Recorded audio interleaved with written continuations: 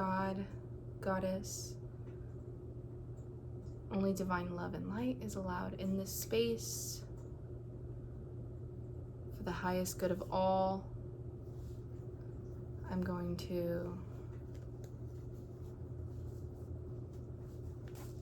man, I'm losing my thought process. I am going to shuffle the cards real quick. God, Spirit, and I ask that you speak through me, through the cards to the collective. And I'm feeling very stiff right now. Maybe you're feeling some tension. Maybe you don't normally watch readings. Maybe this is your first time one of my videos is coming up for you. It's been a while since I've done a reading for the collective. Gonna shuffle it again. I just shuffled once. Shuffle a couple more times. Normally I am set up in like my living dining space.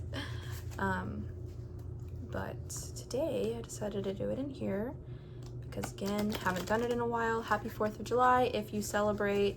I do live in the US, and I will be celebrating with some like-minded friends, people who also want liberty and justice for all.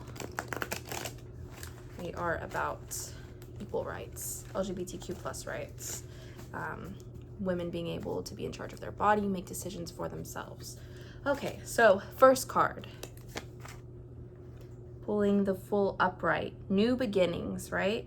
Fool's all about new beginnings, possibilities, innocence, spontaneous optimism. I'm gonna try to look up.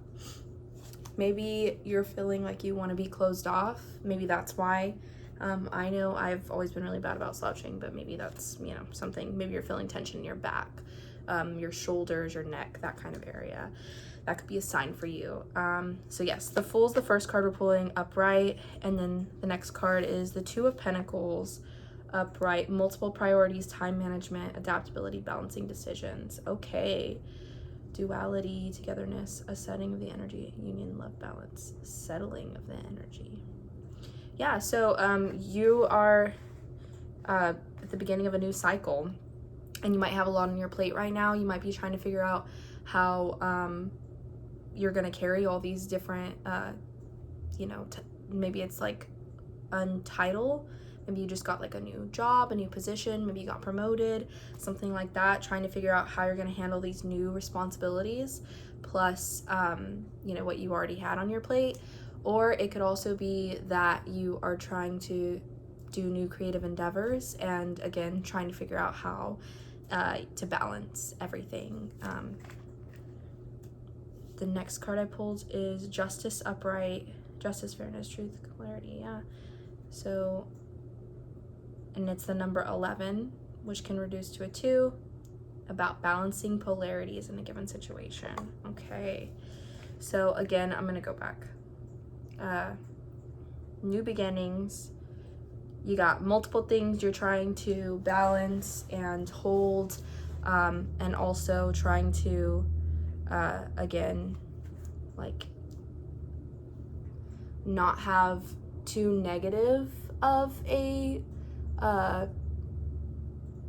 reaction or focus, you know, because again, there is good and bad in everything, and especially with life, you know, so trying not to hyperfixate on just the good or just the bad, knowing that, like, you know, it doesn't have to be like, oh, my life is so horrible right now, and then like because of A, B, and C, or oh, my life is so good right now because of A, B, and C. Like, knowing that life is like being okay with living with good and bad, you know, and it's kind of how we deal with these quote unquote like good and bad situations. So like, let's say, again, I'm gonna go back to the new job thing because that's just what's coming to mind, but you know, let's say like in your work life you're thriving, you know, you just got a new promotion, you're getting more money, but let's say in your personal life You know, you are not the closest with family. Let's say you're having like some issues there, or it could be with friendships, like you're so focused on work, so like you're lacking in friendships because like, so it's, you're learning how to balance everything, you know, when it comes to these different like categories of life. That's what I'm getting. And the next card I pulled, Two of Cups in the reverse. Self-love, disharmony, distrust. You know, it's funny, I actually watched a reading earlier today and it was talking about the Two of Cups, but it was upright. Disharmony, distrust, breakups, imbalance, tension, broken communication. So yeah, maybe this could be, again, a friendship, or let's say a partner, or if it's not a partner, somebody that you've been like seeing, maybe, you know, this person may not actually be for you. This person may be, you know, they could not specifically like bring out the worst in you, but it could, the way of that they communicate and they show love, that may not be what you're willing to accept now. Maybe in the past that was what you were like okay settling with, but this person may not align with you, potentially. Or it could also be, you know, you, yeah, broken communication, tension, feeling on edge about a specific person. This could be a romantic partner, like I said. It could be family, like a specific person in your family, a family member. It could be someone at work. It could be a coworker, somebody that just you do not feel aligned with. And that's okay, you know. But again, learning to focus on and balance and what you can handle. I just pulled Page of Swords upright. New ideas, curiosity, thirst for knowledge, new ways of communicating. Yeah. So yeah, you're learning again. You're in a new beginning, and you're breaking those old habits, those old cycles, those old ways of communicating. You know, maybe growing up, you learned to shut down your feelings and to not openly communicate about the things that you need, want, and you're learning to, or have been learning, and you're continuing to stand in your ground and speak up. And you're also learning, because in the past, maybe you just shut down, like you didn't even think about what you wanted, so you didn't know what you wanted, but now you have been on this like journey of learning who you are as a person and gaining self-love and really figuring out like, okay, what is it that I even want? What is it that I need? You know, because maybe in the past you couldn't even do that. So you really know yourself now, and you're learning yourself. If you don't feel like you completely know yourself, you're starting to really learn who you are as a person, what you want, what your limits are, and you're learning to communicate that. Birds may be a sign for you. I'm hearing a lot of birds chirping right now. So take that if that's a sign.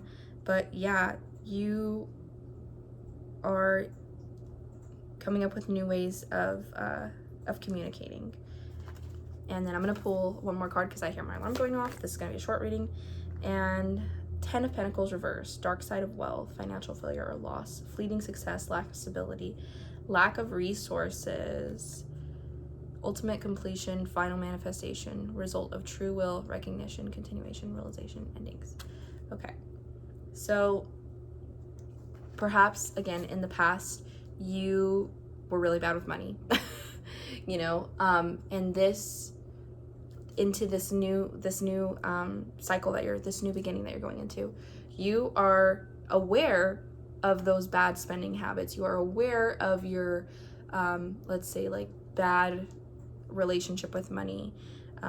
Maybe you're somebody who you get your paycheck and you spend it all, you know, within a couple days, it's gone. You pay your bills and then you go get your groceries, you go have fun, and maybe you're spending a little bit too much.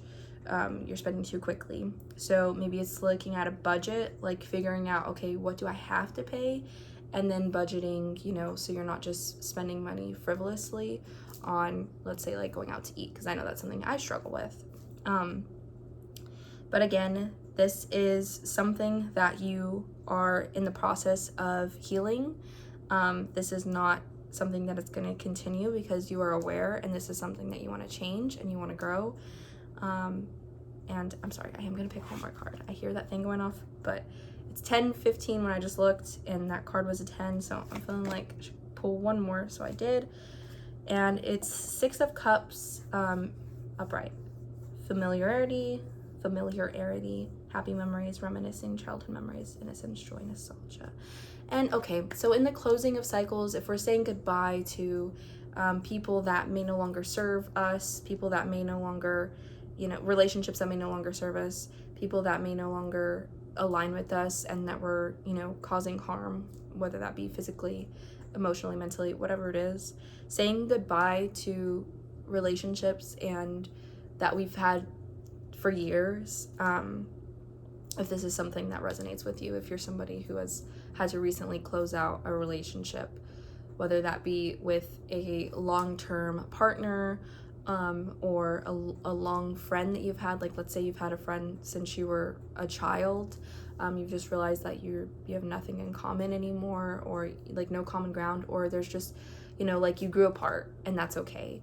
Or that could be a family member too. Like this could be a specific family member. Let's say you went no contact with somebody. You're gonna reminisce on those because that's what our brain does. Our brain likes to, especially if you grew up like learning to not be in touch with you and how you feel, and you were a people pleaser, your brain can make you reminisce on the past memories and think, man, was it really that bad? I have this good memory and this good memory and this good memory. And it's okay to like not be in contact with somebody anymore and still have some good memories with them. Like that's absolutely okay. But remembering like the full picture and not being nostalgic in the way of like, man, I wish I could go back in time, because like you need to live in the present. Okay, this is something that I also need to hear. We need to live in the present, because going in the past, that is what causes depression. And this is what a therapist has told me. Living in the past is what causes depression. Living in the future is what causes anxiety. And living in the present, that's how you stay grounded. And so maybe you needed to hear that. Live in the present, focus on today, focus on the moment, the here and the now, as much as you can. It can be hard. I have been diagnosed with generalized anxiety disorder in the past. I have dealt with postpartum anxiety and depression. I know mental health issues are real, and it's a lot harder than just, saying like, oh, just like don't be anxious, or like, oh, just don't think about that, because our brains, it's gonna be a constant like awareness of, oh, I'm thinking like this, and not labeling your thoughts or the way your brain is working as bad or good, but just being aware and being like, well, like let's say you're worrying about the future. Let's say like you did get a promotion. I keep going to that, so congratulations if you got a promotion. But let's say like you start your job like in a new position, or you just got a new job and your first day of work is coming up soon, and you're feeling like nervous, excited, but really nervous because it's a new environment. You don't know what to expect. You don't know how your coworkers are going to be. You don't know like when your lunch break is. Like you don't know anything. It's going to be a completely new experience, and maybe like that causes you some anxiety. It can just be like trying to, be like, okay, why am I feeling like this? Okay, because it's a new experience, because I don't know these people, because I'm a person who likes plans and I don't know what the plan is for the day. And that is going to come with time, and that's okay. So again, not labeling like, oh, I'm being anxious, or I'm having anxiety about this thing, and like that's bad. It's like, why am I feeling like this? What causes this? And looking at it like becoming a detective to your own thoughts, if that makes sense. And I know that sounds so like, I can get exhausted by doing that too. So again, and again, take everything I say with a grain of salt. If this resonates with you, it does. If it doesn't, leave it. But just, yeah, be okay living in the now, trying to stay grounded, trying to be present. And if you're struggling in that, there are different techniques to help you stay grounded. I don't know what specifically this technique is called, but, you say aloud, like, I might be saying this completely wrong, but this was also something I learned from my therapist, and a friend also repeated this, but I don't do it very often, if you can tell.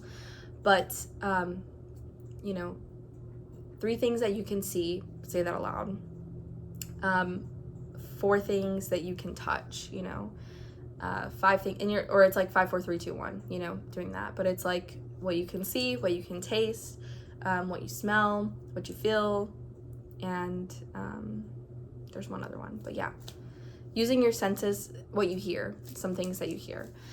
And so using the different senses to help you feel grounded and in your body, and also sometimes like just putting your hand on your chest, saying like I'm safe, you know, and reminding your body I'm safe. If you are neurodivergent, sometimes it can be a sensory thing, like you may need to rock or move your body, sometimes humming, like that helps with, I think, your vagal nervous system. That is like an easy way to calm yourself or feel grounded, is humming, singing. But yeah, I'm gonna go ahead and close out this video, close out this reading. If any of this resonated with you, please let me know in the comments below. Give this video a thumbs up, again, if it resonated with you. If you want to come back to my stuff, if you want to support me, I would really appreciate that. And yeah, let me know if you guys like the setup in here better. Happy 4th of July, again, to those who celebrate, if you're in the States, and if you celebrate, again, I haven't actually celebrated 4th of July in like a couple years, but I'm excited to be hanging out with some friends. I have some new friendships that have developed. Just to give you guys an update. New friendships that have developed, got invited to 4th of July party, and I'm excited to go to that. So yeah, we're all like here healing together and starting new beginnings and being okay with where I'm at now, and I hope you are too. So yeah, deep breath, and I'll talk to you guys in my next video. Don't know when that will be, but I hope you will stick around.